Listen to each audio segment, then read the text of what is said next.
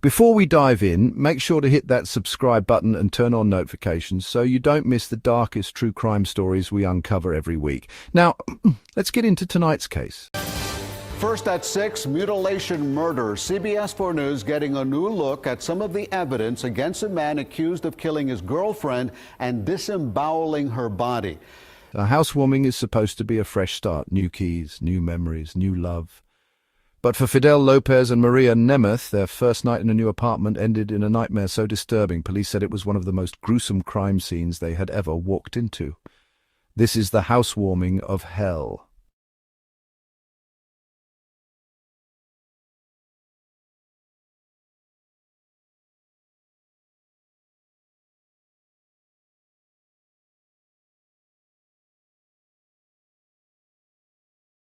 September 2015. Sunrise, Florida. Fidel and Maria had just moved into their apartment, ready to celebrate the next chapter of their lives. They filled the night with tequila shots, beers and laughter echoing through bare walls. But beneath the haze of alcohol, Fidel's insecurities festered. Jealousy, pride and fear. It only needed one spark to ignite them all.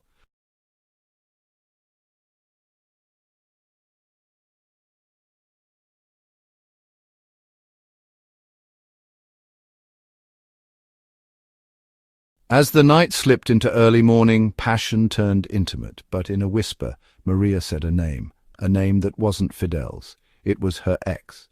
To most, it might have been a slip of the tongue. To Fidel, it was humiliation, betrayal, and rage rolled into one, and in that single moment, the celebration turned into something terrifying.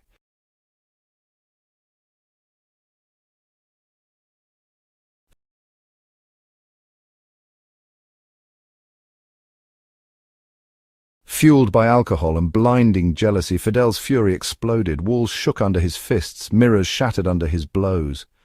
The apartment became a canvas of destruction, but soon the storm of violence turned away from drywall and glass and toward Maria. What followed was hours of unimaginable brutality, acts so violent, investigators struggled to put words to them. This was not just murder, it was torture.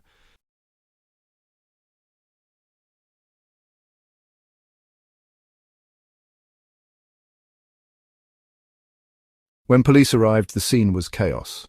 Blood smeared across walls, broken glass crunching underfoot, and Maria's body lifeless inside a closet. Fidel sat shirtless, covered in cuts, crying out as if grief-stricken. But detectives quickly noticed cracks in his act. His story didn't match the evidence, and the apartment itself told a truth he couldn't hide.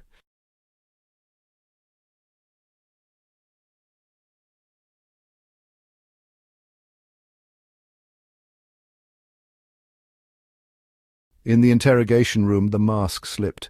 Hours dragged on until guilt and evidence broke him down. Yeah, it was just was scared, man. I really You didn't want to look at it, did you? I don't know, man. I really don't. How long was it till you called 911 from the point when you brought her in here and started covering all this stuff up? Because I know it wasn't immediately. Well, I put her in the bathroom and then put water on her face and see like she couldn't breathe. I called 911. I'm not really sure how long. You had cleaned yourself up first? I cleaned myself in the bathroom. Before you brought her in there? Or after? After, because I know I smoked a cigarette. Man. I was so fucking nervous, man. Man, I wasn't thinking, man. And then at what time did you go in and start throwing the stuff over top of that? Huh? When did you start putting the stuff over top of that? When it happens, I guess. Well, you had to get her out of there first. Is it after you took her out of the closet? The what? You removed her from the closet, then you went back and put this stuff over top. You covered all this up. You covered all that up. When was that?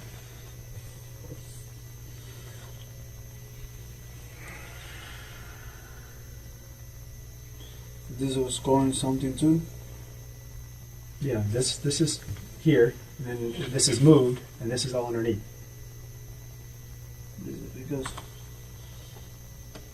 Man, what the But it looks like you started to freak out a little bit and said you started covering that stuff up and trying to figure out what you were going to do.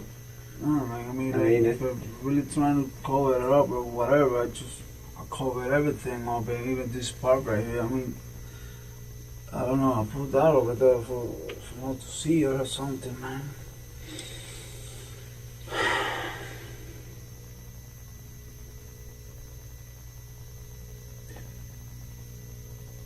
What you, Man, took care of her, man. everything you pulled out from inside of her, you pulled it out through her vagina?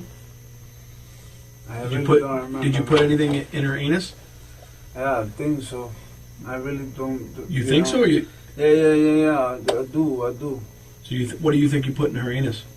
I don't know, my hand, the thing, everything, man.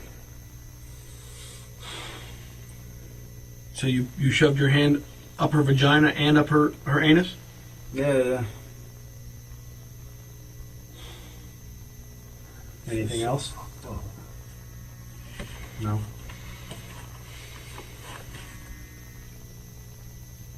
Listen, man, I didn't mean to go, man. But she didn't want this. I know. She never asked for that. She didn't ask for the beer bottle. She didn't ask for the flat iron. She didn't ask for your fist, did she? No, Let's be honest. She didn't ask for it. She didn't ask for it. Did you put anything in her anus beside your hand, beside your arm? No. Nothing else, man. Did you put your hand inside her up in her anus before or after you pulled this? I mean, what did you do first? Like I said, I really, what I know is that take all that from her body. I don't know. You were angry because she called you by her ex-husband's name? Probably a little more than that.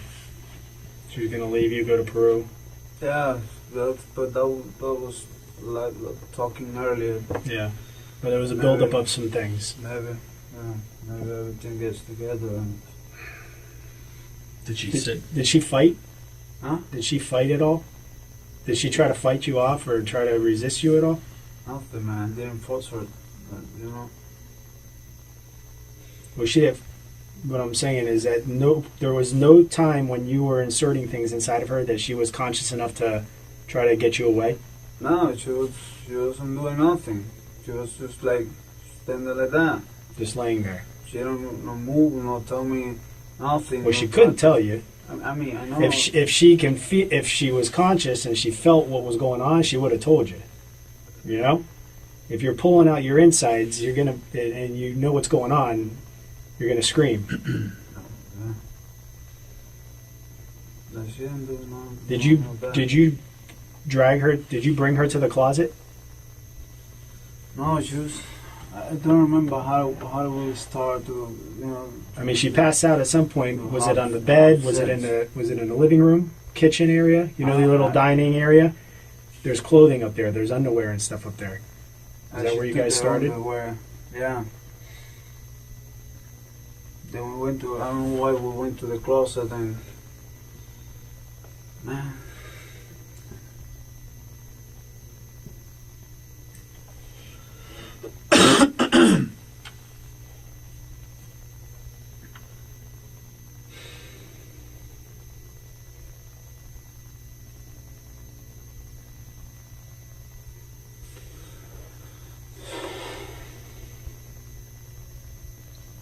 What are you thinking?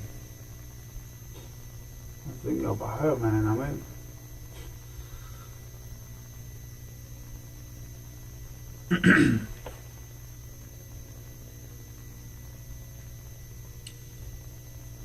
This is nobody else's fault. This is my fault.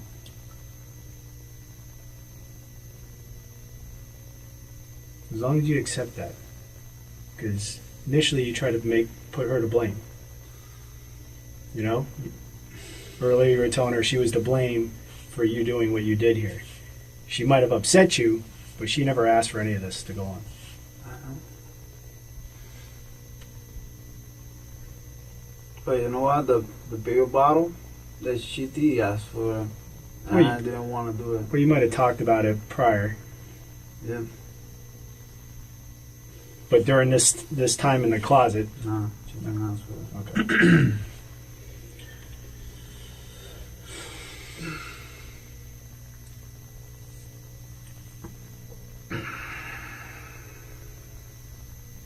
Is there anything else that you can think of? Anything else that was used? I don't think so.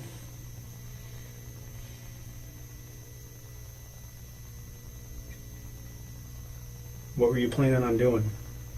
Me? Yeah. What do you mean? When you realized that she was not going to make it, what was your plan? Stay there and face whatever happened. Because I really don't mean to do that, man. I did it, and it's wrong. But I didn't want to kill her, man. I was blank. My mind was blank. I mean, I never do something like that sober. Down, his voice cracked, his sobs filled the room. Piece by piece, Fidel confessed how jealousy, alcohol, and rage had consumed him, how he destroyed not just his apartment, but the woman he claimed to love. At 5:30, the decision is in. A Broward judge rules on a murder trial where the defendant wanted to keep jurors from seeing potentially damning evidence against him. Fidel Lopez is charged in the gruesome murder of his girlfriend. His attorney specifically wanted his statement to police to be kept out of the trial. CBS 4's Carrie Codd live in Fort Lauderdale with the judge's decision. Carrie.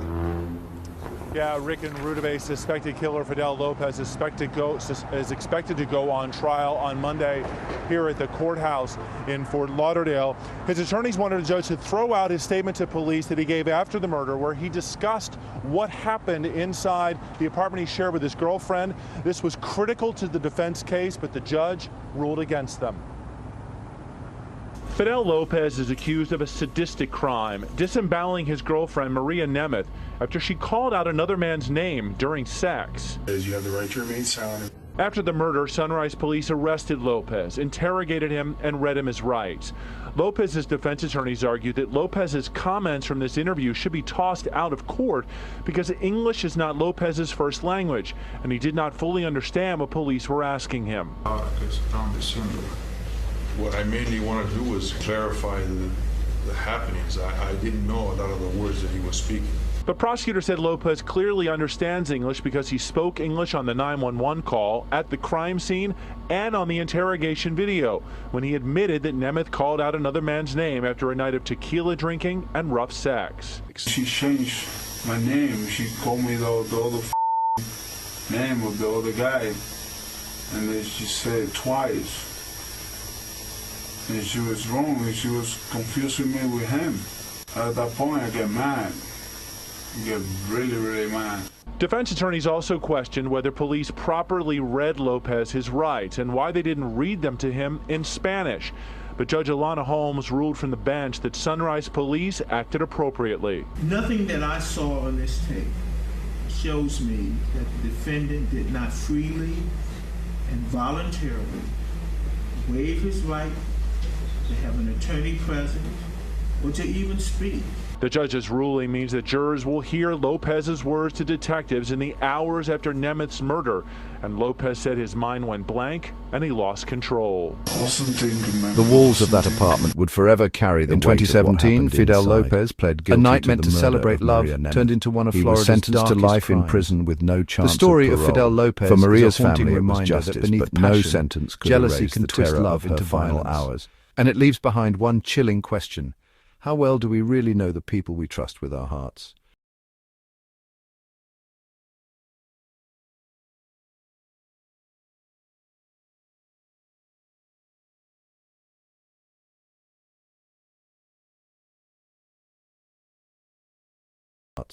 If you found this case as chilling as we did, hit that like button, share it with someone who loves true crime, and don't forget to subscribe for more stories that reveal the darkest side of human nature.